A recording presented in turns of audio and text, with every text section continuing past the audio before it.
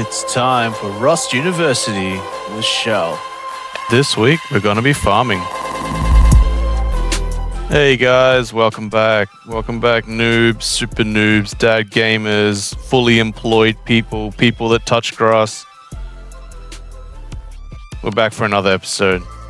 We're going to talk about farming tonight. This will not be a meta guide on farming. There is a million of those out there. So I'm going to teach you things to save time as a solo, as a parent, as a worker. This is going to be a guide on how to unmeta farming. As you can see, I'm filling up a water truck, and then we'll get to that later. First few principles of farming that I want to go over, and I know they're going to seem basic, but they're more basic than you think.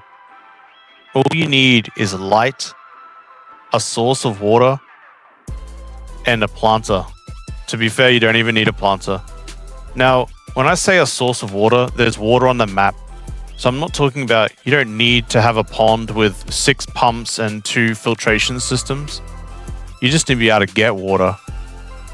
Light, there is 45 minutes of daylight every hour in this game. You do not need a solar panel. You do not need a wind turbine. The light is there for you. I'm talking about starting out farming 20 minutes into the game, you plant some seeds in a bathtub or in the ground and you water them, and we can start farming that way. Alright, chads. The first thing we're going to talk about is genetics. Now, unless you're farming for a clan or you have no job, you're not going to be getting gold clones unless you're buying them from someone. And if you are that person that loves getting gold clones, good on you. That's your niche, you do that. But for most of us, we're not going to sit in a base for 7 hours and farm god clones. And you don't need them. All the seeds you pick up on the way to your build spot will be enough to get you something half decent. I just threw down 9 different seeds here of some plants. And look at that. A triple Y double G. It's one off a god clone. This is the sort of stuff you can random. There's a double G, double Y. It's good enough. So obviously G means it's going to grow faster, means it's going to yield more, W means it sucks more water. Okay, we don't want those. So when you plant all your seeds out, you find the best clone you can and you kill all the other ones. You just want to clone the one. You don't want to start mixing them up. Now the next thing I want to go over is trying to get heaters going, fertilizer in the planters, all that. Unless you're going to get every single condition for the plants up to 100, it's not worth trying, because even if one isn't, it's still overall happiness is going to be based off the lowest stat. So trying to get the water at the right level, the ground with fertilizer in it, the right temperature, it's a lot of stuff to juggle just to get a little bit more out of your plants. In my opinion, unless you're going for a hard out farm, it's not worth it. You've got to take everything I'm saying with a grain of salt. I'm talking in terms of the guy who gets on 3 hours a night to play. He might be able to check berries or hemp in the morning and replant. Then he's at work all day. So trying to keep fertilizer and heaters and watering timers to get 75% water in the planter, because plants don't like a full planter for some reason. It's a lot of stuff to juggle. Yes, you're going to get more productivity out of your plants, but we're here to just play a bit of Rust. We're not going to be a 24-hour-a-day farming god on Rust. What you're seeing in this room here is a typical shell base.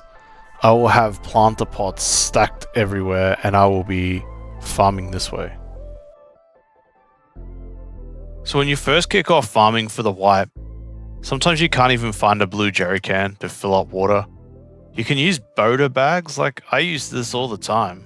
I mean, do you guys even know this item exists? This thing, 2 of these will fill up a plant pot. Done. All right. So if you got four of these, 2 planters, 2 plant pots. There's 2 berry bushes going every couple of hours. That's a basic tea. It's not rocket science. Once you do get your solar panel and your battery, you can start putting stuff inside as well, which is obviously a bit more safe. But until then, you can always just chuck them outside. I put planter pots in little bushes all the time. People don't even see them. Okay, I do actually want to go over a couple of things. So if you are in a temperate zone like the grasslands or jungle and you don't have to worry about heaters, And you do want to get your fertilizer in there to get everything up to 100.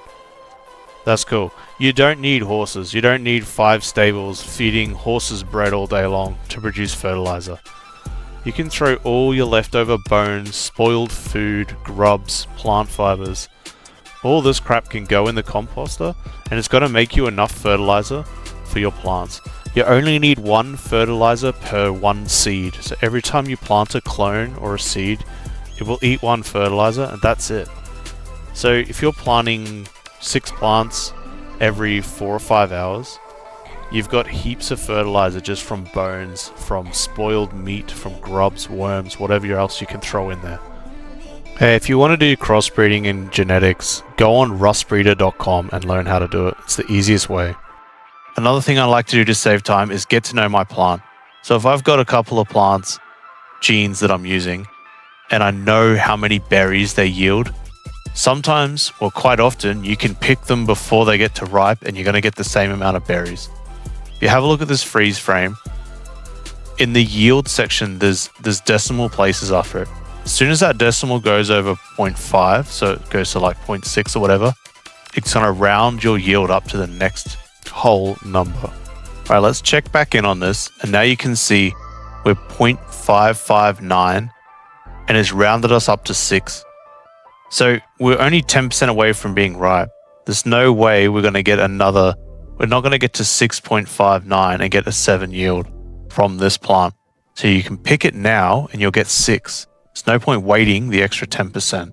Now, for the sake of education and proving I'm right, you bet your ass I did wait. So this is what it looks like when it's ripe. Farming is one of the best parts of Rust and it's super fulfilling. I don't know why. But get in early. Get some planters, sit them on your boxes, put them on your tool cabinet, wherever you can. Make some boda bags, go down to the river, get some seeds, fill your boda bags up, and start farming. You only need 4 berries to make a tea. You can start making basic teas really early in the game. And these are going to give you significant buffs to help you farm. Especially scrap. You can get a scrap tea early and go hit barrels on the water. You're laughing. I just wanted to show you guys the other way people like me farm. We don't set up massive bases with windmills, pumps, all that. You can just do it with a jerry can and a ceiling light, or you can put the planter on top of your base, or you can put plant pots and hide them in bushes. You can let the rain do the work if you really want to. These are passive things that can happen while you're out doing other things. So your plants can grow while you're out farming a monument.